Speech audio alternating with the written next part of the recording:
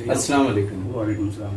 तिरयाक India की web series मुसन्निफ़ीन में हम आपका इस्तकबाल करते हैं शुक्रिया। और आपसे गुजारिश है कि चंद बातें अपने मुताल्लिक अपने इब्तिदाई ज़िंदगी के बारे में बताएं। मेरी इब्तिदाई ज़िंदगी शुरू से जो है मुश्किलों से घिरी रही, लेकिन पढ़ने का शौक़ मुझे बहुत था और बस पढ़ाई की तरफ मैंने ध्यान दिया और उसके साथ साथ जो है जितनी मुश्किलें थी, जितनी आफतें थी, धीरे धीरे कम होते होते आज माशाअल्लाह बहुत कम हो गई हैं। अब कोई ऐसी बात नहीं है। तो मतलब आप पूरी तरह से खुशहाल मुतमईन हैं? अल्लाह का शुक्र है। आपका तालीम, आपकी जो तालीम है, तालीमी सिलसिला वो कहाँ और शुरू हुआ, कहाँ ख़त्म हुआ? मैं पहले अपने गांव के करीब एक गांव अमिलो है, वहाँ से इब्तदाई तालीम हासिल की। उसके बाद मैं सीधे सेकेंडरी स्कूल में चला गया, मुबारकपुर जी। और फिर वहाँ से मिडिल स्कूल मैंने मिडिल स्कूल मैंने 8वीं क्लास पास किया। जी। उसके बाद मोहम्मदाबाद गोहना, सिर्फ साइंस पढ़ने के शौक़ में मैं 12 किलोमीटर दूर जो है पैदल आता जाता था। बहुत। और इस तरीके से 2 साल मैंने 10वीं वहाँ से पास किया। जी। फिर उसके बाद जो है मैं शिवनी कॉलेज में आ गया, जहाँ मैंने साइंस से BSc किया और वहीं से BEd भी किया। मुंबई कब आया? मुंबई तो वैसे जनवरी 1978 में आया। यहाँ की शुरुआत में क्या किया आपने? यहाँ कुछ नहीं, बस ये कि वारंट निकली थी जी। मैं BEd हो चुका था। अच्छा। और वैसे 2-3 साल का एक्सपीरियंस भी था मुझे हाई स्कूल का। तो जिस तरीके से जो है रिक्वायरमेंट थी, मैं उसमें बिल्कुल पूरी तरीके से फिट बैठता था। जी। मैंने कहा इंटरव्यू ज्वाइन करूँगा। जी। मैं इंटरव्यू ज्वाइन किया। उस वक्त मेरे लिए मुंबई ऐसी थी कि कहीं मुझे सर छुपाने की जगह नहीं थी। आया, इंटरव्यू दिया और चला गया वापस, ये सोच करके कि मौका आया है, इसको पूरा कर लो, बाद में जो है नौकरी लगना नहीं लगना वो बात की बात है। कोई इंटरव्यू देके चला गया जी। फिर उसके बाद 1.5 साल के बाद अचानक जो मुझे कॉल आया कि आप मेडिकल के लिए आइए। जी। और फिर मैं दोबारा आया और इस तरीके से मेरे सर्विस का जो है आगाज़ हुआ मुंबई में। किस फील्ड में? वो इमामबाड़ा DEd कॉलेज और RC Mahim DEd college, 2 vacancies थी। तो मेरा अपॉइंटमेंट जो है इमामबाड़ा DEd कॉलेज में हुआ। अच्छा, DEd कॉलेज में आपने यानी जो हमारे असातिज़ा हैं उनको तैयार किया, उनको ट्रेन किया।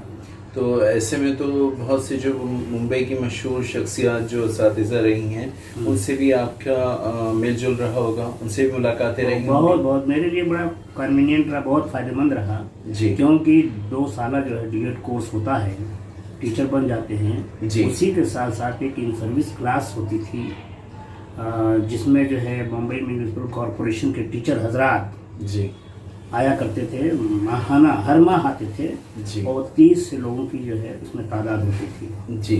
और तो उसमें एक से एक हीरे मोती जवाहर होते थे जी। जिनको मैं महीने भर पढ़ाता था और फिर उसके बाद मुझसे कुछ सीखता भी था। बहुत कुछ सीखा मैंने जी। वहीं मुझे जो है ज़मीर कादमी साहब से मुलाकात हुई जी। ज़फ़र गोरखपुरी साहब से मुलाकात हुई, सलाम रज़ाक से मुलाकात हुई जी। और ताजदार ताज से मुलाकात हुई जी। माहिर बुरहानपुरी से मुलाकात हुई जी। और मैं ऐसे बहुत से लोग जो है जो एक अपने अपने फील्ड के बड़े नामवर लोग थे जी। उनसे मुझे मिलने का मौका मिला और फिर वहीं से मुझे जो है दिन में यह आया कि भाई मैं भी कुछ लिखना पढ़ना शुरू करूँ जी। तो दरअसल जो है मुझे शेर व शायरी की जो तहरीक मिली उन्हीं लोगों से मिली। अच्छा, मतलब इस बहाने आपने कुछ उनको सिखाया और कुछ शायरी वगैरह उनसे सीख ली? सीखा तो नहीं मैंने जी, बस ये कि तहरीक मुझे मिली। तहरीक जी जी। जिसे मैं बताऊं आपको जी। ज़फ़र गोरखपुरी साहब वो रमज़ान में आए थे हमारे क्लास में, तो साल भर तो पढ़े। उनका क्लास तो ऐसा था यादगार जी, किसी लेडी टीचर को अपने क्लास में आने ही नहीं दिया। अच्छा। हाँ, ये बात यह है कि भाई क्या पढ़ाओगे तुम, तो जो पढ़ाओगे उससे ज़्यादा हमको आता है जी। अपना एक अच्छा है, हम लोग अपना एक महीना किसी तरीके से गुजार लेंगे जी। लेकिन मैं था, अमीन साहब थे, हमारे सरदार खान साहब थे, ये 3 हजरात थे जिनकी जो है जिनके लिए दरवाज़ा खुला रहता था हम लोग जाकर पढ़ाते थे जी। बहरहाल मेरी पढ़ाई से वो लोग मुतासिर होते थे जी। तो उन्होंने मुझे अपना बना दिया था जी। और पढ़ाया। 1 महीना होने के बाद उन्होंने कहा तुमने जो पढ़ाना था पढ़ा दिया, अब हम पढ़ाते हैं तुम पढ़ो। अच्छा। तो एक प्रोग्राम किया लास्ट में, आखिर में, तो उन्होंने कहा तुम भी कुछ सुनाओ। तो चूँकि मैं तुकबंदी पहले से करता रहा, एक तुकबंदी अपनी सुनाया तो बड़ा पसंद आया। ज़फ़र गोरखपुरी साहब ने कहा कि आप अच्छे शायर बन सकते हैं, वक्त ज़ाया मत करो, अच्छी शायरी कर सकते हो, तुम्हारे अंदर वो जरासीम हैं। जी। तो मैं भाई शायरी हुई तो मुझे वैसे आती नहीं और कोई मेरा वैसा उस्ताद है। बहरहाल उन्होंने कहा कि तुम कुछ लिखो तो सही। जी। तो वहाँ से लिखना शुरू किया। वहाँ से मैंने लिखना शुरू किया, कैसे लिखूं, क्या लिखूं। बहरहाल एक मिसरा जहन में आया जी। कि चमन वालों हकीकत गुल की समझाई नहीं जाती, चमन वालों हकीकत गुल की समझाई नहीं जाती। तो ये मैंने एक मिसरा जहन में आ गया, उसको पूरी मैंने 7 शेर कहे और जाके दूसरी जो दिखाया। जी। तो उन्होंने कहा कि बहुत अच्छा भाई, बहुत अच्छा, कोशिश करते रहो।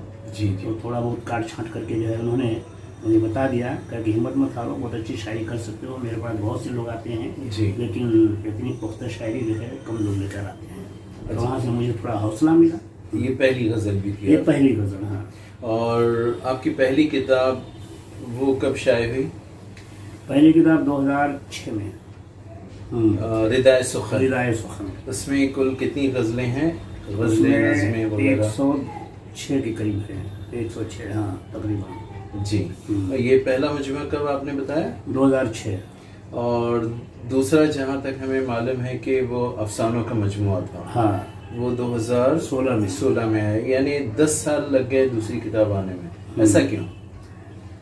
असल में क्या, मुझे शायर तो बनना नहीं था, लेकिन हमारे एक दोस्त जो है इश्तियाक सईद साहब हैं, जो मेरे बहुत बजिद हुए कि मियाँ गज़लें कहते हो किसके लिए? जी। तो ये दीवान मेरा जो रिदाए सुखन है बहुत पहले आ जाता जी, क्योंकि बार बार इसरार करने पर मैंने 2006 में उसको बाहर निकाला जी। और फिर उसके बाद ऐसा तो मुझे कोई शौक़ नहीं था कि मैं साहिब किताब बनूं, साहिब दीवान बनूं, अफसाना निगार बनूं, ऐसा कोई ख्वाब तो था नहीं जी। लेकिन बस ये कि हालात बनते गए और मुझे लिखने की तरफ थोड़ा रुजू होना पड़ा, क्योंकि मैं जहाँ रहता हूँ वहाँ पर जो है हमारे 116 पुलिस साहब थे जो माहाना जो है एक अफसानवी नशीस रखा करते थे, आईने अदब के नाम। अच्छा। तो मैं उसका जो है एक्टिव मेंबर था। तो वाकई एक अफसाना तैयार करने के लिए पहले टॉपिक दे दिया जाता था कि इस पर आपको लिखना है। अच्छा। तो हम लोग जो है अपना महीने भर कोशिश करते थे और ले जाकर के 15-20 हजरात होते थे, उनके दरमियान सुनाते थे और सुनते थे। बड़ा उससे मुझे फ़ायदा हुआ जी। तो अफसाना लिखने की मुझे तरकीब वहीं से मिली। अच्छा। और धीरे धीरे इकट्ठा होता गया। मतलब ये जो अफसाने क्या हैं, अफसाने जो हैं इसको भी किताबी शक्ल में ला दूँ तो बेहतर रहेगा जी। इस तरीके से जो है वो भी एक किताब आ गई, शाखे बेसमर अफसाना का मजमूआ। हाँ। और तीसरी किताब जमाल सुखन, ये कब शाये हुई? और 2018 में, इसको 2018 में जी। इसमें कितनी गज़लें वगैरह हैं? इसमें तो बहुत ज़्यादा है, यानी 225 पेज की किताब है ये जी। इसमें नज़में भी हैं, गज़लें भी हैं, क़ताआत भी हैं जी, हमद और नात भी हैं, तमाम है। तो जैसे कि आपने बताया कि आपका कोई आपको तहरीक ज़रूर मिली लेकिन कोई उस्ताद नहीं रहा। नहीं उस्ताद। तो आपने जो आपकी गज़लें हैं या अफसाने हैं, बिलखुसूस शेरी हिस्सा, उसमें किसी से इस्लाह ली या आप खुद ही उसे बार बार पढ़कर गौर फिक्र कर कर उसे आपने सही किया? ज़्यादातर तो ऐसे ही हुआ है कि मैंने बहुत चाहा कि गोरखपुरी साहब जो है मेरी उस्तादी जो कबूल कर लें जी, मैं उनका शागिर्द बन जाऊं, लेकिन उन्होंने जो है किनारा कशी की, मुझे कभी अपना जो है शागिर्द नहीं बनाया जी। बस ये कहते रहे कि भाई लिखा करो, कभी कभी लिखा लिया करो जी। तो गाहे में गाहे मैं लिखा लेता था उनको जी, और मुझे तसफ़ी हो जाती थी। और वैसे भी निज़ामुद्दीन निज़ाम साहब हैं जी, ये चूँकि इमामबाड़ा में मैं जब था तो सेकेंडरी स्कूल में थे, अच्छा, ट्रेनिंग कॉलेज में था, तो हमारी मुलाकात रोज़ होती थी। तो मुझे उनसे भी तहरीक मिली, मैं उनको भी दिखा लिया करता था कभी कभी, तो नौपलक वहाँ से भी दोस्त हो जाती थी। तो इस तरीके से होते होते होते अच्छा ज़ख़ीरा जब हो गया जी, तो मुझे किताबी शक्ल देनी मेरी मजबूरी हो गई। अच्छा, आपको जो हमारे उस्ताद शुरा हैं जो गुजरे हैं उसमें कौन आपको ज़्यादा पसंद है? मुझे ज़फ़र गोरखपुरी का अंदाज़ बयां बहुत अच्छा है। नहीं, इससे पहले हम कह रहे हैं। उससे पहले तो भाई वो गालिब हैं, मीर हैं, अच्छा, ख्वाजा मीर दर्द हैं जी भाई। क्योंकि भाई ये फितरी लगाव मुझे है शेर व शायरी से जी, कि जब मैं हाई स्कूल में था तो जितनी मेरे निसाब में गज़लें होती थी सब मुझे ज़बानी याद रहती थी। बहुत हाँ, और वो लिखने का भी वैसे ही था कि जब मैं कुछ लिखता था तो लोग उस पर दाद देते थे कि बहुत अच्छी तहरीर है। तो ये सब जो है बस अल्लाह का शुक्र है जी। कि मैं जो लिखता रहा उसमें लोगों को कुछ मिलता था। आपके जो इस वक्त हम असर शुरा हैं उस और अफसाना निगार, आप किसे पसंद करते हैं? अफसाना निगार तो इसे मुझे प्रेमचंद है, मैं उनको है अफसाना निगार का शहंशाह, हाँ शहंशाह कहता हूँ। मुझे उनसे बहुत तरजीह मिली जी। हाँ। और शायर? शायर में गालिब। आपने बताया कि अदब में आपका कोई उस्ताद नहीं है, क्या अदब में कोई आपका शागिर्द है या वो भी नहीं? नहीं, शागिर्द तो भाई जो पूछता है मैं बता देता हूँ। शागिर्द तो वैसे मेरे कम नहीं हैं, लेकिन जिसके काम आ सकता हूँ तो उस्ताद का हो या कुछ भी हो, लेकिन बाज़ाब्ता नहीं हूँ मैं उस्ताद, लेकिन कोई मशवरा लेता है तो बता देता हूँ। और मेरे अंदर इतनी लियाकत भी कहाँ है कि मैं उस्तादी करूँ। अच्छा, आपकी पसंदीदा शख्सियत कौन है? किस माने में? किसी भी एक, जैसे हम कहते हैं कि ये आइडियल हुआ करते हैं, आपका कोई आइडियल? नहीं, आइडियल तो नहीं, इंसान में तो कमी रहेगी हमेशा।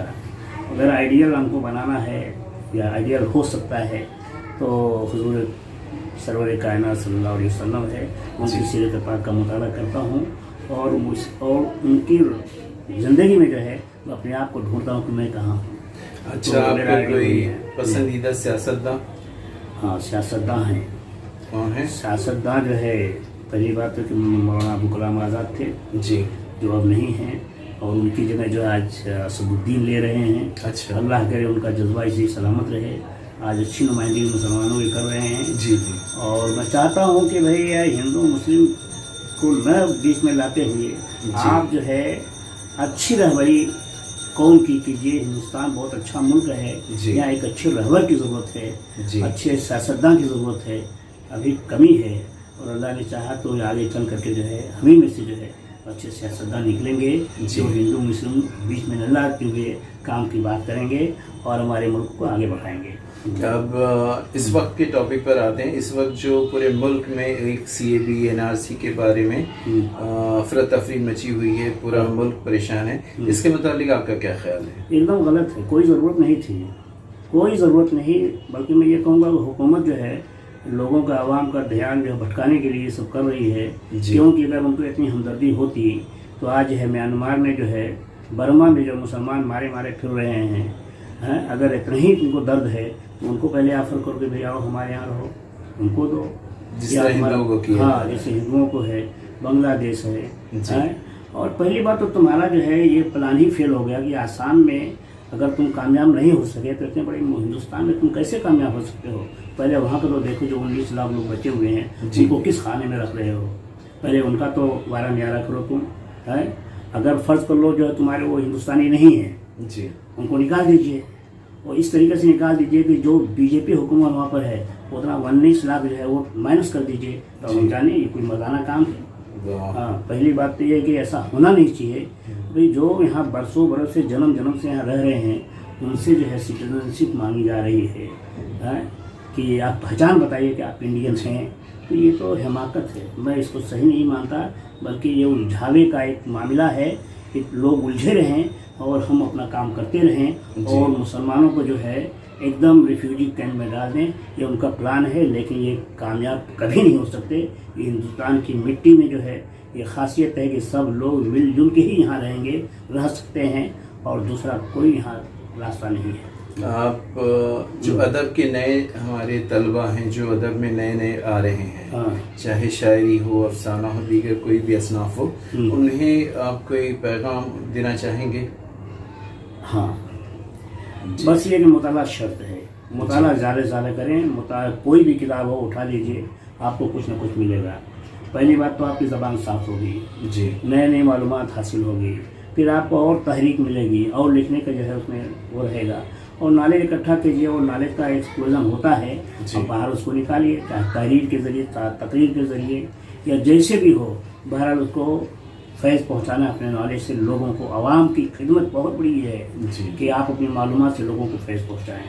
आप चूँकि डीएड कॉलेज से भी आपका ताल्लुक़ रहा है, आपने असातिज़ा को पढ़ाया, तो हम चाहेंगे कि जो असातिज़ा हैं और जो नए आ रहे हैं उन्हें भी आप कोई ऐसा अहम नुक्ता बताएं कि वो अपनी ज़िंदगी में अपनी दर्स व तदरीस में कामयाब हों। हाँ, तो देखिए दरसी किताबें जो हैं आज तो गाइड तरह तरह की निकल गई हैं, इम्तिहान पास कर लेना कोई मुश्किल काम नहीं है, कोई भी पास हो सकता है, लेकिन वो डिग्री ले लेना वो बड़ी बात नहीं है, बल्कि आप अपने अंदर स्किल पैदा करें जी। स्किल ये पैदा करने के लिए आपको गैर दरसी जो सरगर्मियाँ होती हैं उस पर भी आपको उतना ही ध्यान रखना पड़ेगा जितनी दरसी किताबों पर। तो ये गैर दरसी जो सरगर्मियाँ हैं, आप रेडियो पर आएँ, टेलीविज़न पर आएँ, या कोई जो है ऐसा तहरीरी मुकाबला हो उसमें भी आएँ, इस तरीके से आप हिस्सा लेते रहें, तब जाके तालीम का मकसद पूरा होता है। सिर्फ दरसी किताबों से तालीम का मकसद पूरा नहीं हो सकता है। बहुत खूबसूरत। अभी आपके हमने